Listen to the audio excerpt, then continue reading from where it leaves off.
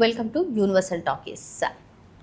విజయ్ దళపతి నటించినటువంటి last movie Jana Nayagan యాక్చువల్గా 2026 సంక్రాంతికి విడుదల కావాల్సి ఉండగా సో ఏవైతే కారణాలు కానివ్వండి సెన్సార్ పూర్తి చేసుకోకపోవడం వల్ల ఈ సినిమా ఇంకా విడుదల కాలేదు. సో అసలు జననాయగన్ సినిమా ఈవెన్ విజయ్ దళపతి గారే ముఖ్యమంత్రి అయ్యారు. ఇక మా అభిమాన హీరో సినిమా ఎప్పుడు థియేటర్లో వస్తుంది, ఎప్పుడు బిగ్ స్క్రీన్ పైన చూస్తామని చెప్పి అభిమానులు ఎప్పటి నుంచో కోరుకుంటున్నారు. వాళ్ళందరికీ కూడా ఒక గుడ్ న్యూస్ అని చెప్పుకోవచ్చు. మరి విజయ్ దళపతి నటించినటువంటి పూజా హెగ్డే హీరోయిన్గా, మమతా బైజు కీలక పాత్రలో వహించినటువంటి ఈ సినిమా సెన్సార్ని పూర్తి చేసుకుంది. ఏకంగా 183 నిమిషాల నిడుతో ఉన్నటువంటి ఈ సినిమా సెన్సార్ పూర్తి చేసుకుంది. అంటే త్వరలోనే ఈ సినిమా ప్రేక్షకుల ముందుకు రానుంది అని చెప్పి మనం అర్థం చేసుకోవచ్చు. అంటే నిర్మాణ సంస్థ కానివ్వండి, మూవీ టీం కానివ్వండి, అధికారికంగా అతి కొద్ది రోజుల్లోనే ఈ సినిమా రిలీజ్ డేట్ కూడా ప్రకటించనున్నారు. అయితే ఇటు తెలుగులో చూసుకున్నట్లయితే బాలకృష్ణ హీరోగా, కాజల్ అగర్వాల్ అండ్ ఇటు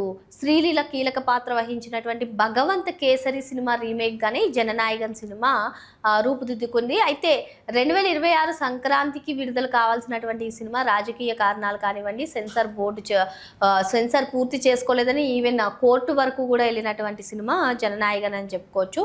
సో తమిళనాడు ముఖ్యమంత్రిగా విజయ్ బాధ్యతలు చేపట్టిన వెంటనే కూడా ఈ సినిమా రిలీజ్ అవుతుందని చెప్పి అందరూ అనుకున్నారు. ఈవెన్ ఒకానొక సందర్భంలో ఈ సినిమా నిర్మాత కూడా కొన్ని కీలక కామెంట్స్ చేశారు. మేము ఏది కూడా బయటకు చెప్పలేము, బయట చెప్పినా కూడా అది చెప్పలేనటువంటి పరిస్థితుల్లో ఉన్నాము అని చెప్పి కూడా ఆయన సెన్సేషనల్ కామెంట్స్ జననాయగన్ ఏది కూడా మన చేతిలో ఉండదు అనే అంశాన్ని ఆయన మరీ చెప్పారు.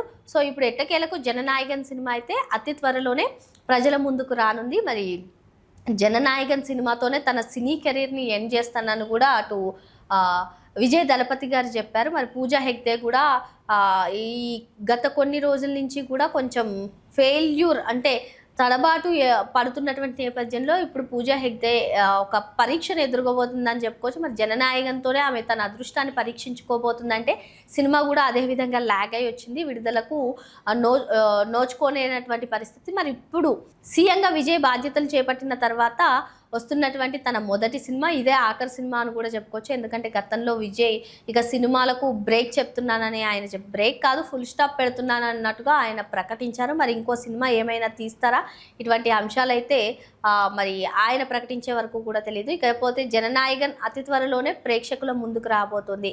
అటు తమ అధినేత సినిమా అయినా, అంటే ముఖ్య నేత నాయకులు రాజకీయాల్లోకి వచ్చారు కాబట్టి ముఖ్య నాయకుడి సినిమా అయినా, ఇటు విజయ్ దళపతి ఫ్యాన్ సినిమా అయినా త్వరలోనే బిగ్ స్క్రీన్ పైన కనిపించబోతుంది అని చెప్పి మనం డిసైడ్ అవ్వచ్చు. మరిన్ని లేటెస్ట్ అప్డేట్స్ కోసం వెంటనే యూనివర్సల్ టాకీస్ని సబ్స్క్రైబ్ చేసుకోండి.